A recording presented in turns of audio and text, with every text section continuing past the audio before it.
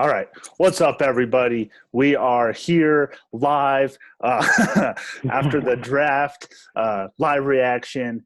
I got my boy Cash. Haven't seen him in a minute. Got my How boy we doing? How we Jared doing? and What up? Kylan, a.k.a. Nihao Rogus. So basically, we're going to talk about what we thought of the first ever virtual draft. And then we're kind of going to go down the line and talk about any surprise picks or just thoughts overall of the draft. The first three picks went probably as planned. But after that, things got, shaken up. So I'll just open it up for everybody. We can start with Kylan, work to Jarrett, and go to Cash. That's just the way my screen's looking right now. So Kylan, what was your surprise pick? Or no, my bad. What do you think of the virtual draft? Went a lot smoother than I thought it was going to. That's for sure. I definitely thought there was gonna be a lot more hiccups and lag spikes or buffering that was going on, like you see on ESPN sometimes. But I mean, it went pretty smooth. I definitely don't think I would have recognized if it was virtual, if it wasn't like said 30,000 times, like, this is our first virtual draft. Like, I mean, obviously it was virtual, but I mean, if they didn't say it 30,000 times, I don't think it would have been that big of a difference. Yeah, I thought everything was fine. They were like, every time they cut to a player at home, the first cut was always them sitting on their couch waiting to be called. And so it's just like their family all just sitting on their phones staring, and then they'd cut away from that, and then they'd cut back to him later, and it was fine. And then, Roger Goodell, just an awkward human. maybe not the guy you want reading every pick and, being the master in front of everything, but it is what it is. I think for me the biggest thing was the first 10 picks seemed to go by in probably like 20 minutes. I don't know if that was just because they were all ready and knew what they were doing, but then it seemed like that first 10 picks took no time at all, and then the rest of the draft took an extra like 3.5 hours. And it was like a weird switch up to go from it feeling like it was just going to zoom through. I thought it was going to be a 2-hour draft and then turned into a 4-hour draft. I don't know how that compares to live drafts. I didn't look at that, like the normal run time for a live draft, but it seemed a bit longer than what the live draft usually runs. I could be wrong, but It definitely felt longer, especially like picks 20 through like 32. Yeah. I swear that took like another 2.5 hours just to get through that. Part of that too, I think, is like normally they have the live crowd to cut to and like what's going on in the city. Like there would have been plenty to show what was going on around Vegas, but they just had nothing to cut to except Roger Goodell's basement. So yeah, and I think probably a lot of commercials just trying to raise money and whatnot. But those are some pretty good commercials too, gotta say. They definitely draw at the heartstrings. Made me donate some dollars for sure. For sure. There was. Did you guys see the picture or the video of David Gettleman? He's like, obviously there might have been someone else in the room, but he's by himself and he's like putting on a mask. Yeah. So supposedly, his IT person came into the room and like he's super cautious because I guess he's like 63 and had chemo like 2 years ago. So I guess that was the whole reason with that he had that mask on. That the dude just came into the room and he was like, "Oh shit!" That makes sense. I was confused. I was like, this man's by himself and he's. Oh yeah, now I know what you're talking about. I did see that. I was definitely like, is he just doing this for show? Like, what's the point of putting your mask on right now? But, yeah. Well, like sort of the thing with like the mask. Like, let's not like. Did you see like some of those families that were like hiding people in like the back corner? Like there was like another 40 people back there. And like sometimes somebody would like walk by, you're like, oh, they're on. We got to get back. It was kind of funny. I mean, I don't know if y'all have seen this, but Chase Young, I know he had a crowd of people outside his house in D.C. after he got drafted. Like shortly after he got drafted, he's addressing crowds of people outside his house. And I was like, that seems to kind of, go against what they're trying to promote here. But I saw that on his Twitter. So that was interesting to see. Well, like in Isaiah Simmons' house, that man's taking a pay cut to play in the NFL. It looks like that house is huge. Did anyone else think it was just like a very emotional draft? It seemed like there was like with every like 4 picks, there was like a story within the family that was just like devastating. Yeah, a lot of rough stories Yeah. out there. I think they also they look for those stories. You know, I think they definitely try to bring those in and create a little bit of a emotion for every pick. They've also had a little extra time on their hands to really do their digging. Yeah, that was pretty crazy. Who do you think had the best draft setup? Like, what's GM? Like, who do you think? I think that's easily son? That's got to be John Lynch. I mean, from what I was seeing, his setup seemed pretty nice. Bruce Arians chilling in the backyard definitely seemed chill. I mean, he didn't have like a great setup technology wise, but that's a nice. You know who's looked sick was Cliff Kingsbury. Like his house is nice. That man as well. Yeah, that was. Go ahead. All right. Yeah. the Bengals head coach had a setup where he was like, it looked like they had just built the room and then they just put up a little Bengals tarp behind him and it I saw set that. up his home office 15 minutes before he started. Yeah, I like Andy Reid's and Mike McCarthy. They were just like zoomed in on their face from the side, and it was just like not a great look for either too. It was like, ooh, that's tough, guys. Mike McCarthy looked smug as hell the whole time. Yeah. Well, I mean, you have Jerry Jones on his yacht. I mean. Yeah, did seeing Jerry Jones' setup make anybody like him a little bit less? Because it definitely did for me. I saw that. I was like, what the hell is going on here? Yeah, just out on your yacht. It was weird. You could definitely tell. Everybody was sitting like 6 feet away from him on the couch. Do not touch me. I just with this draft, I think of like the first thing that came to mind when they showed the Broncos was like Vic Fangio. Like, I don't know how technologically like savvy he is, but like you gotta like feel for the older guys just a little bit. I think they had Cruz come out and set him up. Oh yeah, they got it all set up, but I just feel like some of them are like they don't know what's going on. That's why I think. Okay, Mike Zimmer, he had like one computer screen and then like the Surface, and that was like it on his desk. Yeah. Like, it's like, okay, is that all you're comfortable with? He probably just wants a phone call and just probably some sheets of paper in front of him. That's probably how a lot of the older guys like to do it. You know, they don't want all the extra stuff right there. Right. They got their whiteboard. Yeah. Chalkboard. What the hell I have to use this computer for?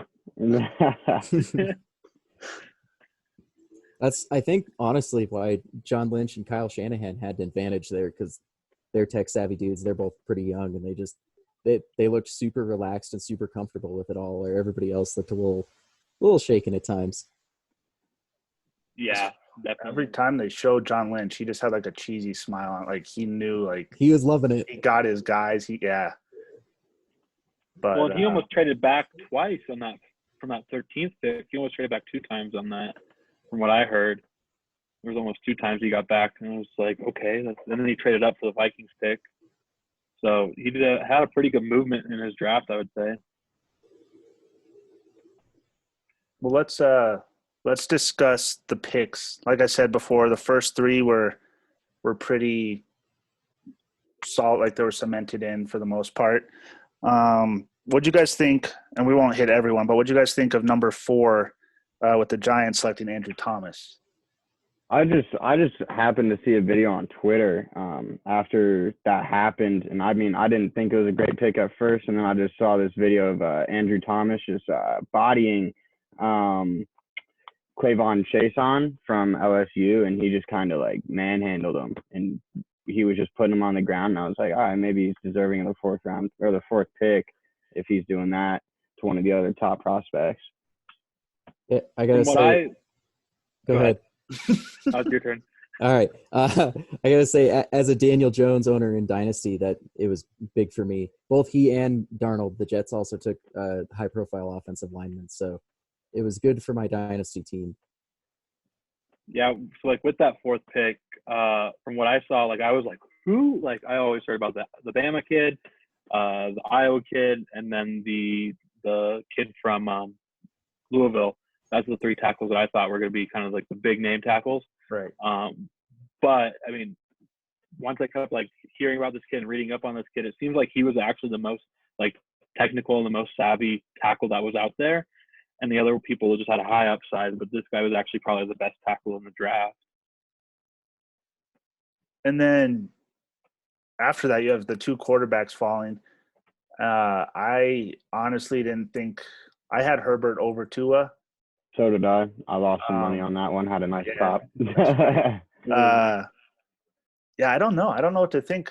Like if Tua, if he can regain his form, then I think it's awesome for the Dolphins. Um, and then Herbert, I don't know what he's going to be. Um, it's kind of tricky with like I feel like Pac-12 anything. It's kind of I don't know. I I think for sure. Like I mean, with Herbert, you gotta have nice hair with him, like kind of like Cash is over there. Got some great hair on Herbert and Cash over here. So I think Hey, that's a headband, bro. You know the hair's getting a little long. I had to keep it in check. know. But I mean, I think he'll be better than Tua. I think Tua's injury history is definitely a little bit concerning.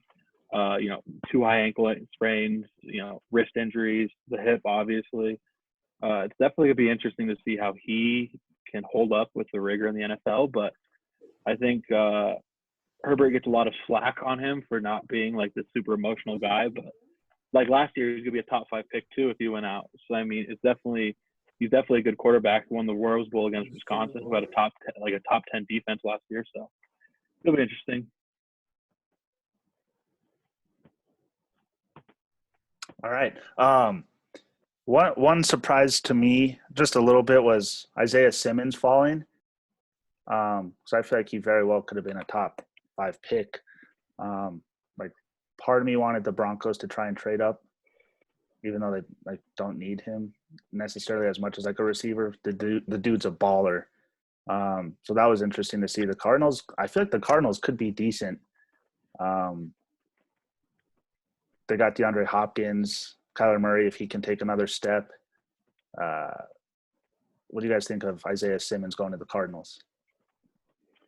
I mean, I honestly was I thought they might take CeeDee Lamb there. I mean, I'm kind of going off here, but I mean, they already have a lot of wide receivers, but I thought that connection between Kyler Murray and CeeDee Lamb was something they would want to do, especially with their like offensive firepower. They didn't really need it, but I mean, Isaiah Simmons, he definitely could have fallen earlier, maybe to the Giants. But I mean, obviously, Dolphins and Chargers were going to go or quarterback with those first 2 picks. So, I mean, it was going to be a pretty clear fall. It was either going to be 7 or 8, I think, for Isaiah Simmons. I definitely thought he was going to go to the Panthers. I mean, with the addition of Rob Gronkowski into the NFC South, I think that versatile weapon was definitely going to give them a little bit more. But then I also understand the interior lineman for the Panthers pick. But I definitely didn't see him falling that far. I definitely thought he was going to get traded up for if he was going to start to fall. But I think he fell into a good spot. I don't really know. Like, I think he's going to be a Kittle cover more likely on, you know, for that. And then like a Russell Wilson spy. But I didn't really see his fit in the NFC West as much as I saw in the NFC South. That's fair. I mean, I am just hyped for the Cardinals. They deserve some good years here, and I think they're finally going to get it. I think Kyler's going to be legit, and I think that the pieces they put around him, he's going to level up this year. It's too bad that they play in arguably the best division in football, because if they didn't, I think they'd be an easy division favorite in most of the other ones. And then after that, we thought maybe the domino of receivers would start to fall.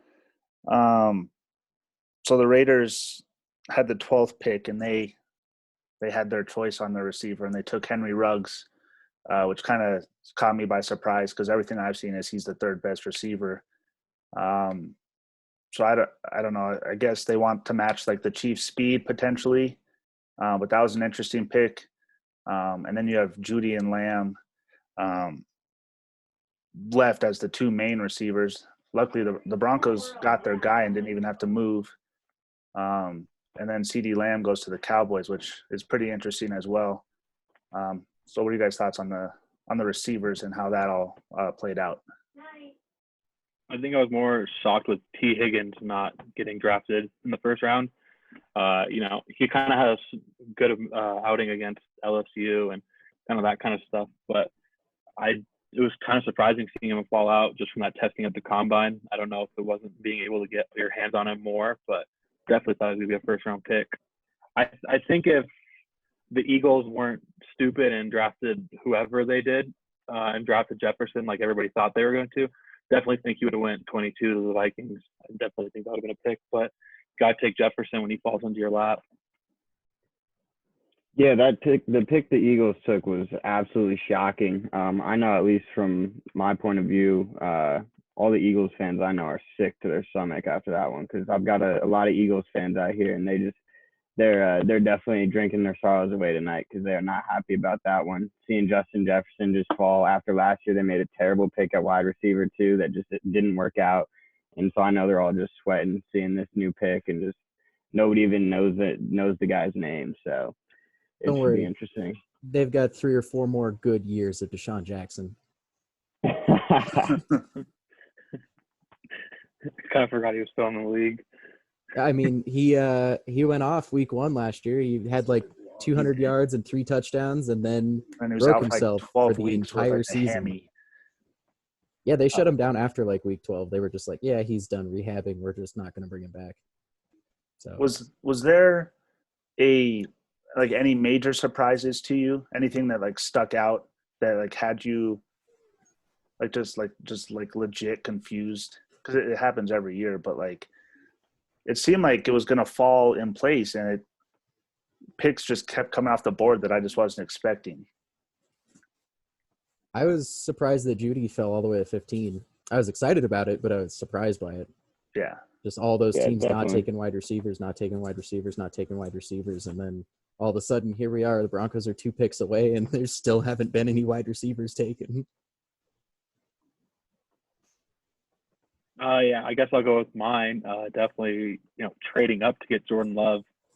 I don't know if he would have been gone by 30. I don't know who was going to pick him before 30. But it seemed like the Dolphins had their pick in, ready to submit. And then they were like, oh, wait, we're going to trade with the Packers. And it's like you have 4 years with Jordan Love's contract with the option of a 5th year. And Aaron Rodgers' contract has 4 years. Like, when do you plan on giving this dude a chance? Like, are you going to trade Aaron Rodgers in the near future? To the Or, no. Well, you know what? Let's get him to the Vikings. I know he hates them, but all good Packers players grow up to be Vikings players and get us close to a Super Bowl. So let's do it. Let's bring him in. Giving up on Captain Kirk? For Aaron Rodgers, 100%. Yeah. Doesn't Rodgers have to do a year in New York first? Yeah, and then send sexually explicit pictures to a trainer. Yes. Yep. Yeah. Then he'll finally be ready to be a Viking. Yep. It's a guideline. Well, and like he wanted to go to Minnesota right away, so we could have had a good 3 years with Favre instead of the 2, but the Packers didn't want to trade him to Minnesota. Which, can't really blame him for that. Yeah. Well, and like Favre on his revenge tour just like destroyed him like every time he played him. So it was like, okay, I wouldn't blame you. I was kind of shocked with the Chiefs pick. Like I had a feeling they were going to go running back, but I didn't expect them to pick Clyde Edwards. I'll tell you what I like about Clyde that I think is really kind of going to carry over is the fact that he had only 300-some touches in college. I think at the running back position, that's huge. Like if he was able to prove that he is good at what he does and didn't have to get hit a lot, only taking 300 touches in all of college is like crazy because, I mean, most guys are getting beat up all of college and then come into the NFL and only have a few good years. I think that gives him a chance to have a lot more good years than your average running back. So I think that's why it's a good pick in the first round. Yeah, I didn't even watch it, to be completely honest. Didn't even really care. I was over the draft after the.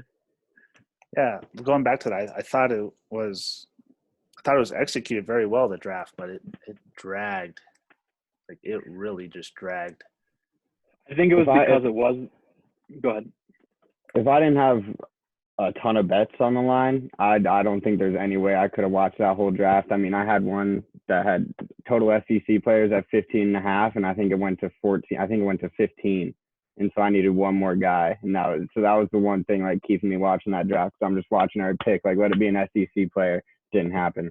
Most of them didn't happen, but that's definitely what kept me watching. So yeah. So talk about that a little more. So you had a lot of prop bets placed.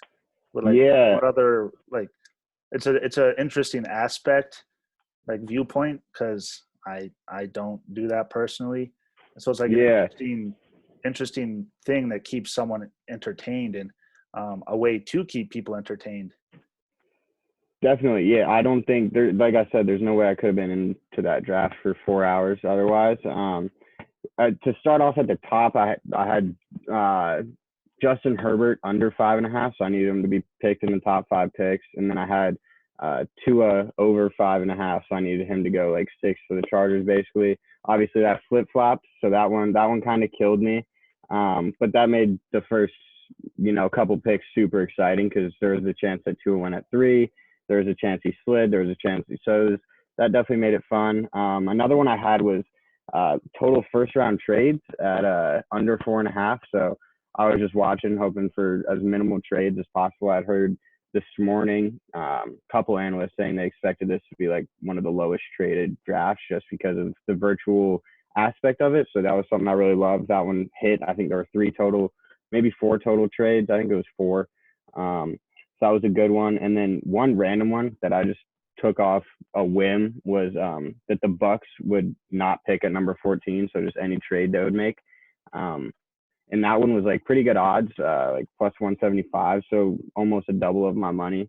And so when I saw them trade that pick to the 49ers, that was definitely pretty exciting. That was the first win of the day after a couple losses. And then one other one I took was just that the Patriots would draft a quarterback first round, which obviously didn't happen. They completely traded out of the first round. That was like a plus 300 bet. So that was kind of a, pretty big underdog bet, you could call it. But seeing them trade out of the draft, I thought they were going to go for Jordan Love probably. I think they had 23. I thought when he was still on the board, there was a good chance they'd take him, and they didn't. But, that aspect definitely makes the draft more fun. I don't think I could do it for rounds 2 through 7 because it's just, that's just hard to bet on. But it's definitely fun for the first round. Yeah, personally, the only thing that kept me going was to do this video. That's probably going to get like 6 views. So I just wanted the 4 of us plus a couple other. Yeah, maybe our moms. I just wanted to see. Yeah. No, my mom can't work YouTube. Yeah, I just wanted to see like because I saw something about the Broncos trading back into the first round, so that kept me going. But yeah, what do you think we would do with a trade back into the first round? What would we be looking for there? I saw maybe Patrick Queen. Okay. Maybe, but yeah. So obviously that didn't happen. But yeah, it was definitely hard to stay entertained. It was executed very well. It was just it was tough. Anybody you are really looking for tomorrow that you think is still the best on the board? Just Antoine Winfield Jr. Yeah, that's my guy. I was really. No, I'm sorry. Sorry, go ahead. I was kind of upset that they didn't take him with the 31st pick because we pick, I think, 25th in the second round or something like that. So, the chances of him being there are pretty slim. So I was like, we might as well just take him now. But I think he's going to be good. His dad was pretty good in the league for, 15 years, slot corner. Wasn't afraid to tackle. I think that really goes with him. It'd be interesting to see if Jalen Hurts goes. I don't think there's a lot of quarterback needy teams anymore right now. He's definitely got to go tomorrow. There's no way he slides to Saturday. Yeah, it'll be interesting to see that. But who knows, man? The NFL's weird. We'll wait and see. One I'm looking forward to is Laviska Shenault. Colorado guy. He was a projected first rounder before his injury, so I'm just curious to see where he goes. Obviously I've seen him play a little more than all the other receivers, but I feel like he will. Give unlimited minutes. Unlimited minutes, baby. Let's go. Get after 9 o'clock. Let's get him, boys. Laviska Shenault, he was a workhorse at CU, and so I think that contributed to a lot of his, because he was hurt quite often throughout the season. I think that you can attribute his workload to that. But yeah, I'm interested to see where he goes. I think Philly would be a good fit for him. Yeah, they need to just take a few more shots at some wide receivers now, so we'll see. Yeah, the only other one I can think of is, I mean, obviously we were surprised with the Chiefs pick there, not taking Swift. So where will Swift land, and will it be a good fit, or is it going to be he's going to get dropped into a committee and for fantasy purposes he's dead? I also Well, and want to also, see J.K. Dobbins, see where he I ends also got up. to think Jonathan Taylor too of Wisconsin. He was a workhorse in Wisconsin. Yeah, Wisconsin that's the backs other one. usually turn out to be pretty good. So interesting to see him not kind of go in that first round either. Except for No one Monte even. Ball. Was it is the lack of running backs going in the first round just a lack of people needing running backs, or just a lack of talent though? Because it seems like the talent's there, but the just people aren't drafting them. I think it was just kind of a weird draft for running backs where, like, I think there were a few teams that did need them. Like, I thought Miami was going to take one with their Yeah. last pick, and So did I. I thought Tampa would need one as well. And they obviously went with the offensive lineman, but oof.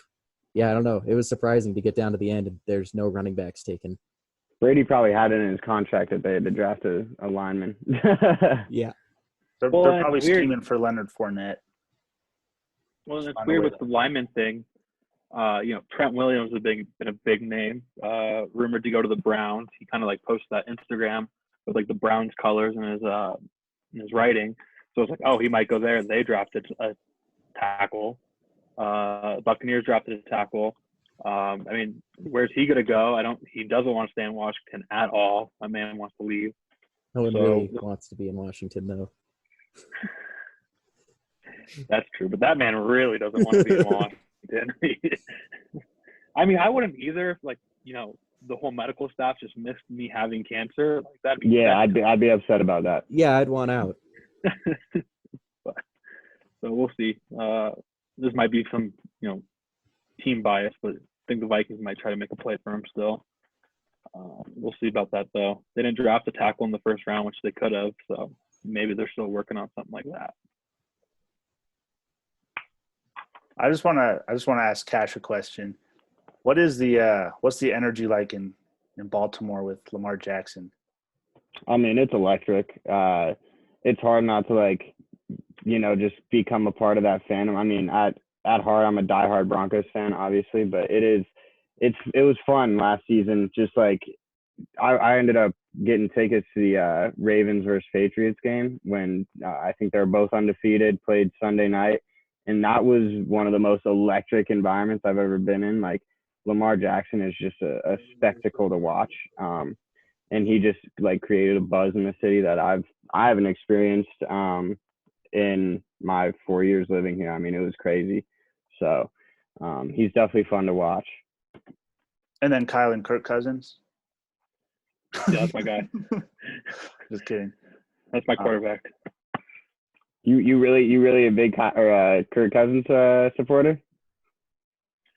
I definitely think he's been better than what we've had in the past. I mean, if all worked out, I think we'd still have Teddy B if everything, if he doesn't get hurt. But Go ahead. For what it's worth, I think he's probably our best option right now.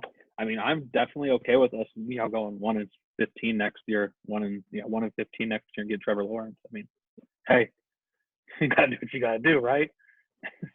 Yeah, I mean, most of my roommates are diehard Redskins fans, and they would just swear against Kirk Cousins for the life of them. They would never want him throwing a pass for a football team ever again. I can tell you that much. I think he definitely flipped a leaf last year. I want to say, he didn't have that 4,000 yard season that everybody talks about with him. Like, he had 4 or 5 consecutive straight, but people contested that garbage time stuff. He had 3,800 yards, I want to say, last year.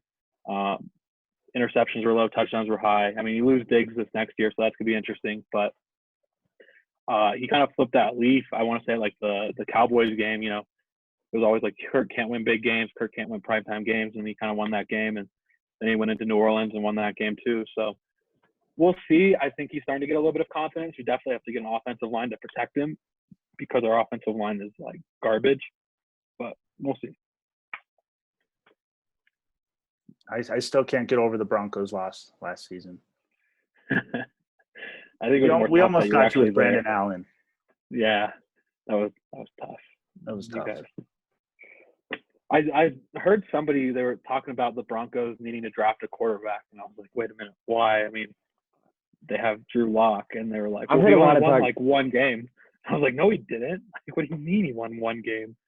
I've heard a lot of talk about Cam Newton too, which I'm just like, I think John Elway clearly is in love with Drew Lock. Like, I just don't see us doing anything other than Drew Lock at this point. Yeah, and like, why would Cam want to go to Denver either? Like, I mean, that he lost to them in the Super Bowl. Yeah, Kind of it'd like, be some weird revenge tour. Like, I don't know. yeah. So I don't know why he would ever want to do that either. But I just think it would be silly to not go all in on Drew Lock right now. I mean, Yeah, 4-1 to finish the season. He only had one impressive game that like really stood out was the Houston game. But at the end of the day, you're trying to win. So I mean, and I mean the one loss was to Kansas City in the blizzard. Was it was Yeah, right? it was in 2 Yeah. feet of snow. I Yeah. guess I can handle him losing on the road in a blizzard to the Super Bowl champs. I think I'll be all right with that. Yeah, if that's our only loss every year, we'll take it. We got to try to get over that hump, but you know. And now you got Jerry Jeudy and Melvin Gordon to help the offense out. I mean, that's just going to be electric. It's going to be crazy. yeah, who's going to take most of the snaps? Is it going to be Melvin Gordon or is it going to be Philip Lindsay? I think it'll be a little bit of a committee.